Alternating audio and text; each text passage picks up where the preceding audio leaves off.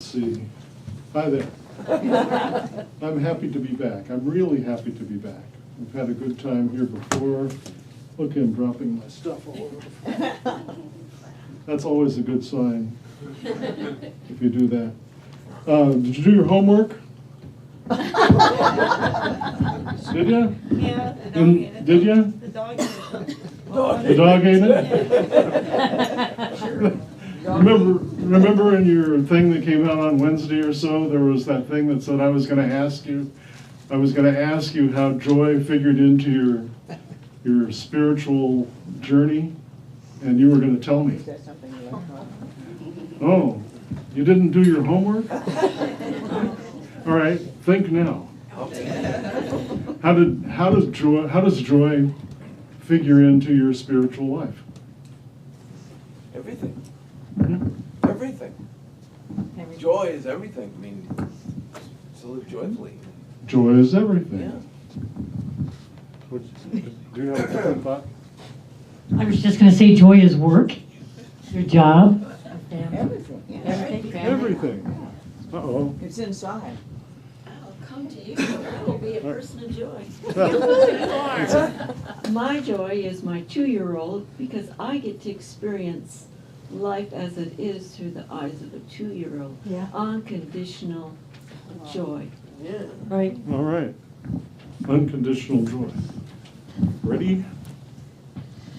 Some people did do their homework, or else they were all ready. Well, my joy was found, and my spiritual self was found, and this church I found when I met my wife. That's pretty nice. Joy for me, joy for me is giving to others. Even if I am down on my luck and don't have anything, I find that if I give my last dollar to somebody, I'm way more blessed than they are. All right.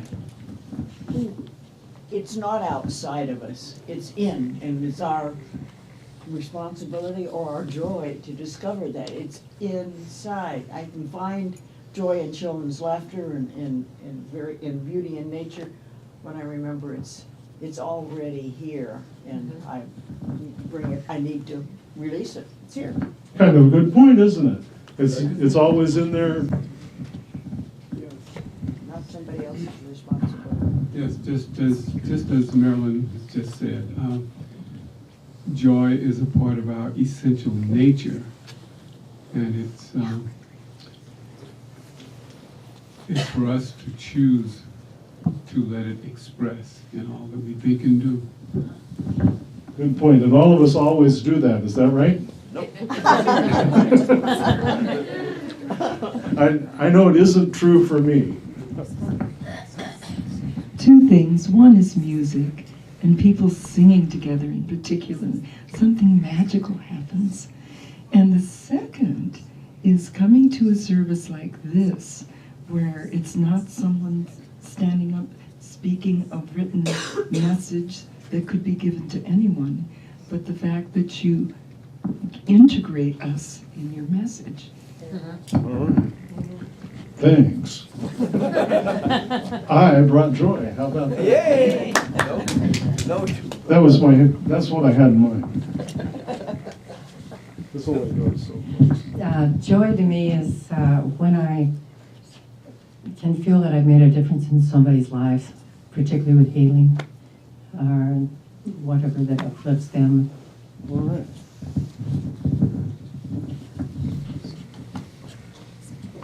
So how is it that we're a great group, aren't we? Yeah.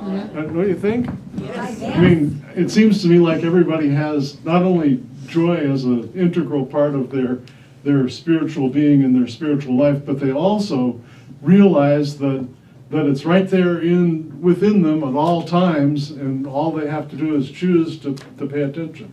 It's interesting that here in Advent, one of the things that we do is we have this special Sunday on which joy is the focus. And so this is the time when we can focus. Wake up. This is the time when we have to wake up and look inside and see where the joy is and let it out. But is it the only time that we can do that? No, indeed. In fact, it's not the only day that we can do that. We can do it every day if we want to. You know, I read someplace that this whole season leading up to Christmas, that Christmas is about Christ's consciousness being born in the world. Not only, I mean, in the world is kind of a big place, right? Isn't that true? Yeah. It's kind of, In our world. huh? In our world. In our world, the way I like to say it is that Christmas is about Christ's consciousness being born in our flesh. Again. But does that happen only on Christmas? No. No, that's like joy. It happens every day. If you let it happen every day. If you don't let it happen, I mean, you can certainly go around every day, you know, with your head down and grumpy and woe is me and all that. You can. I will attest by experience that that's possible. Scrooge. Right, you could be Scrooge. Did you see that in the comics the other day? The Mr. Dithers, you know Mr. Dithers, he's Dagwood's boss. And he said, "Oh, I like to hear get the Christmas spirit. I always need to read a Christmas carol." And Dagwood says, "You like the Christmas carol?" And he says, "Yes, that Ebenezer Scrooge, he always gives me a laugh." So, I don't know, maybe you can find joy in feeling grumpy. I'm not sure. It's in the little thing that was said a while ago, how you dreamed of joy or something like that, and then woke to find, or that life was joy, and you woke to find that life was service. And That was your joy. Service was joy. The service was It's in joy. the daily word. but then you found that, in fact, service was joy. So that, huh? It's all part of this. It's all part of this. It's a circular round and round kind of Yeah. thing, isn't it? Do you guys like Jacques Derrida? Who? Like what? What? You don't like Jacques Derrida? Obviously. Jacques Derrida is a French philosopher, and he's the kind of like the father of deconstruction. And deconstruction is where we take a thing and kind of break it down, and one of the things that he says is that the signal that we get for Advent and Christmas is that we're entering into Messianic time. Now, once again, Messianic time is today, but Messianic time was yesterday also. So entering into it is once again a process that we initiate, a process of moving, you know, from whatever ordinary is, from saying, "Oh, life is service," when life to realizing that service is joy, right? Yeah. It's that process there, and then if you work on it, you can live in joy all the time. Can you live in joy all the time? Yes, if you Is choose it, to. huh? If you choose to. Yes, I guess you can. It's- I guess you can, but is everybody who does hold up their hand? I have to put my hand down too. See, that's the thing. It's our human condition, and this is what Derrida is sort of talking about. He's talking about, oh yeah, we can go around and sing happy songs, and it is joyful to do that, especially when you have a couple of fine musicians to lead you on and a group of people. It's wonderful. There are few things more wonderful, I think, than singing together. Really? Don't you think? Few things. Yeah. Yeah, there are. Another thing is actually hearing people sing together. If you just be quiet and listen to everybody else sing, that's kind of wonderful too. And yet, if we proclaim that joy is always with us, then why is it we don't manifest joy all the time? Well, when you think you have to effort to do it, that's error. You don't have to effort. You don't have to say, well, I'm gonna be joy. No, you just do it. It's just It can be quiet joy too. So it's like a faith thing, isn't it? Yeah. I mean, if you, what, did all of you hear what she said? She said, if you think you have to effort in order to find joy, then you're not doing it right. You're not doing it right because you don't have to. Joy is your birthright. Joy is the thing that is with you, or one of the things that's with you.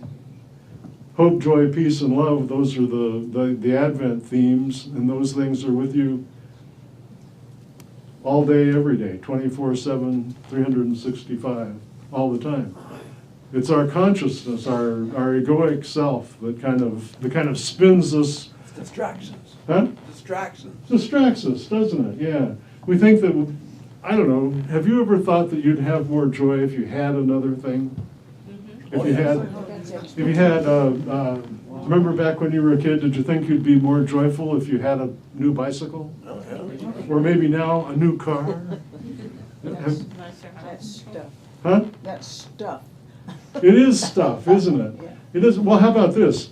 How about love? Did you think you'd be more joyful if you had somebody to love? Oh, that's just one person, you know. First of all, and two, You love to love everyone. yourself. Huh? Love yourself. Love yourself first. Yeah. Love the Lord your God with all your heart. Yeah, just before you brought up love, I was sitting there thinking that the one thing that is joyful is unconditional love.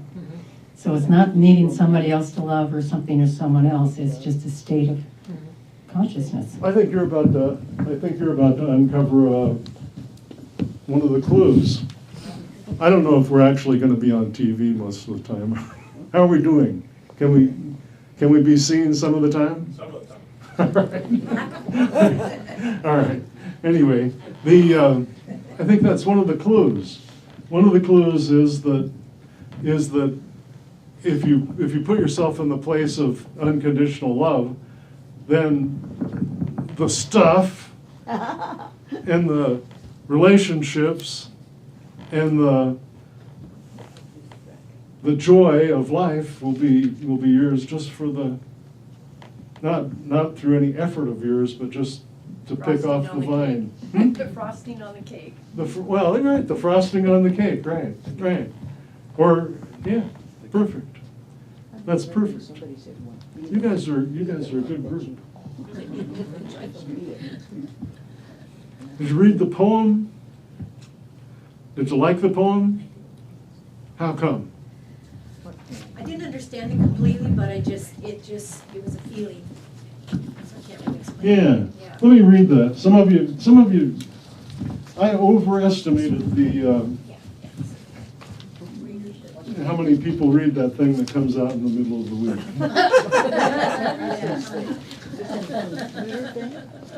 This is a poem by Rainer Maria Rilke.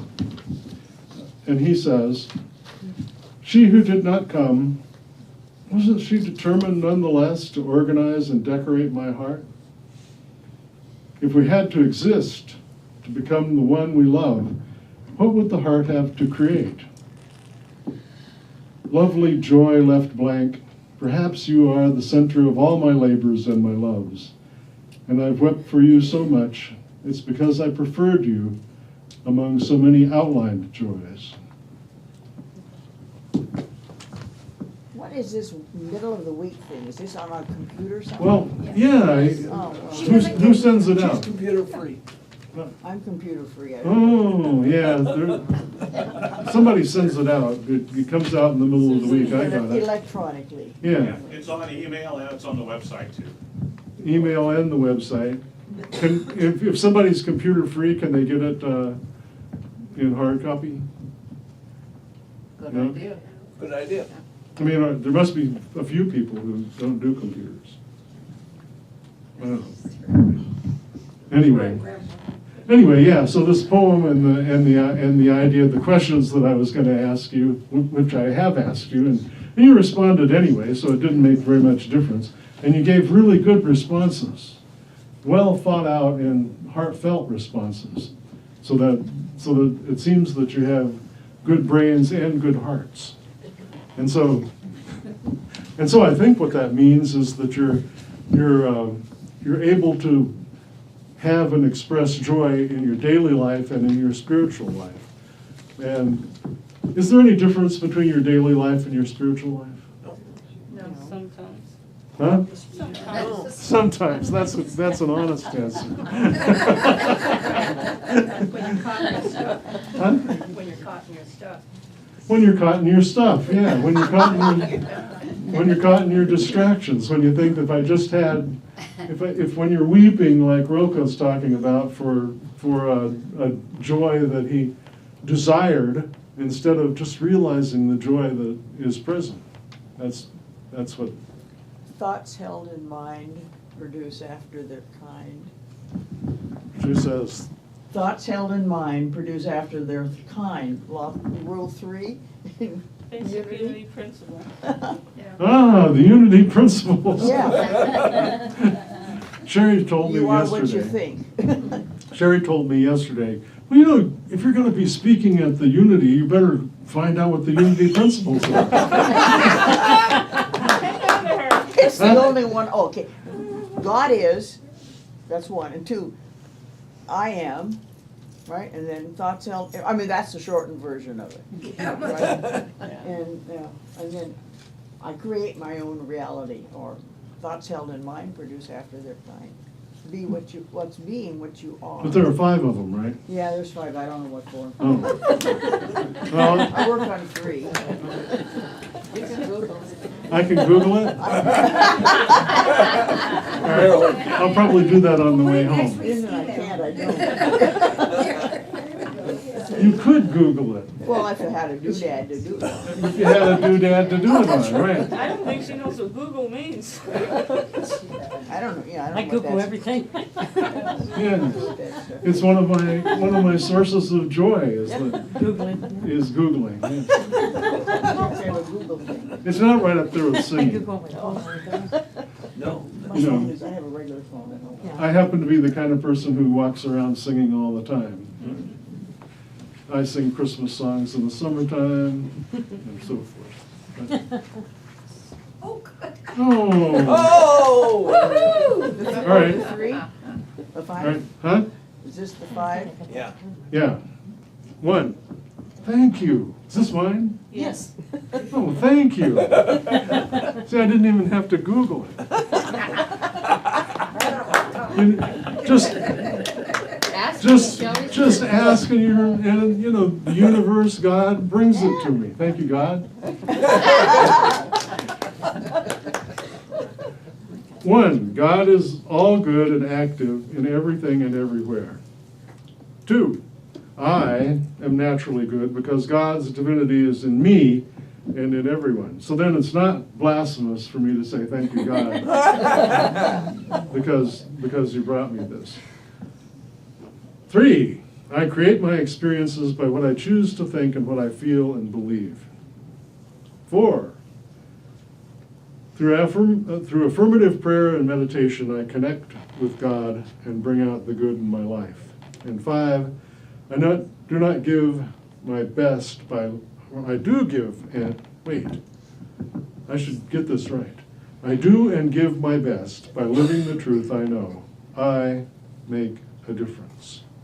So this actually lines up kind of closely with what I was planning to say. You just said it. Huh? You just said it. Yeah, I did say it, that's true. But I think that that's what it is. If you open yourself to the joy that's in you at all times, then if you find that there are times when that joy seems difficult for you to access, then you can work on yourself. And by work, I don't mean effort. I think the key in the 5 points is the word choice. I think you My choose choice. My choice. to be a joyful being. You choose. It's your choice. Yeah. It's your choice. Yeah. Yeah. Good Otherwise, point. it's attachments or stuff, you know, it's anything with conditions is not is conditioning. Isn't unconditional love, right? And so when you're love without conditions is joy. Are you holding your hand up? Well, you were holding your hand. Then you were just waving at me. Mr. Me. Yeah. I appreciate it, thanks. Yeah. I didn't want to skip you if you really had something to say. So, and the other part of it is even if you're feeling joy, you can look at. Do you read the newspaper? No. Well, that's one approach. Just don't read it. But if you do, or if you watch the news on TV, Laugh. that you can see that the world isn't necessarily in contact with their source of joy. Have you noticed that? Yeah. And so this is the last thing I'm going to say. The thing is, you can after you've worked on yourself, after you've made yourself, or maybe not when you become perfect, but when you have made yourself better at being in touch with your source of joy, then the two things happen after that. One of the things is a person who's in touch with their source of joy will be a joy in any situation that they're in. Isn't that right? And so you just go into the world and you be joy. And is that effortful? No, it isn't. But the other thing you can do is apply your joy to the world. And by apply your joy to the world, I mean, get on a committee, join the board of the church, show up for cleanup day, march in a protest or something like that. I mean, you apply your joy to the world, and people will see. It's better, I think, if you do like I saw a couple of people sort of start knitting their brow together when I said protest, but I think it all depends on how you do it. Yes. It all depends on what you do, right? Standing up for what you believe. Huh? Standing up for what you believe. Standing up for what you believe, and if what you believe that joy is possible in then you're gonna be out there marching with joy in your heart, right? Yes. And that is much more attractive than marching with anger, or some other emotion, right?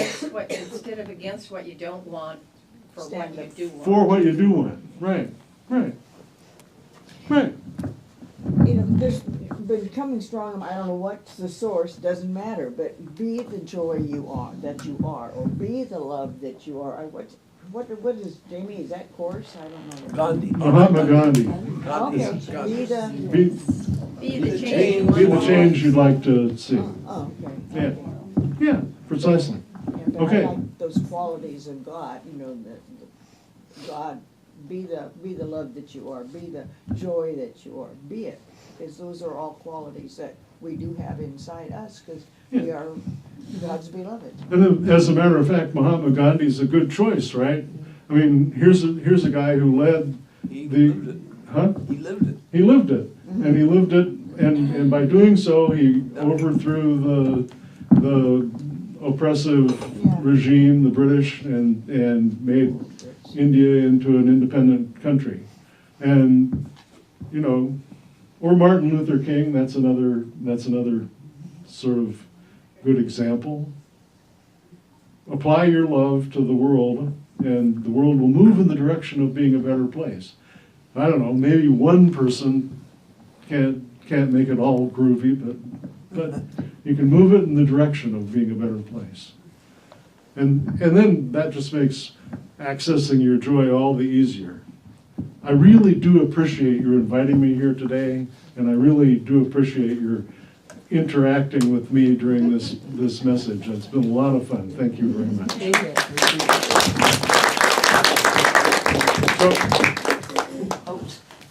Okay. Yeah, I'll quit. Well, I was going to do a short meditation. Yeah. Sort of put yourself in meditative place, if you will.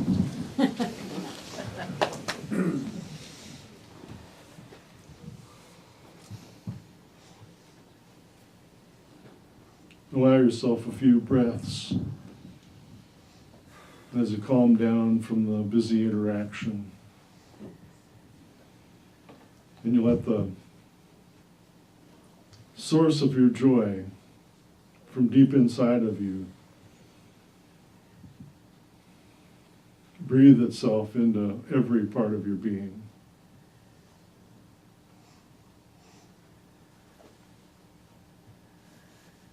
If you find that you can't find the source of your joy, just keep breathing. If you find that there are blockages, then just ask for those blockages to be moved. And just like this list of the 5 principles of unity came to me, the blockages will be taken out of your way.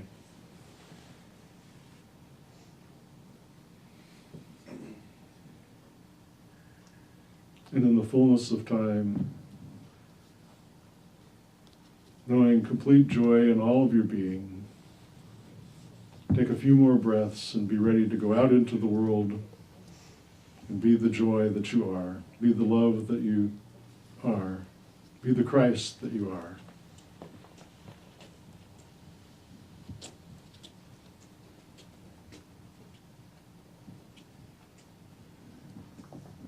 Thank you. Music.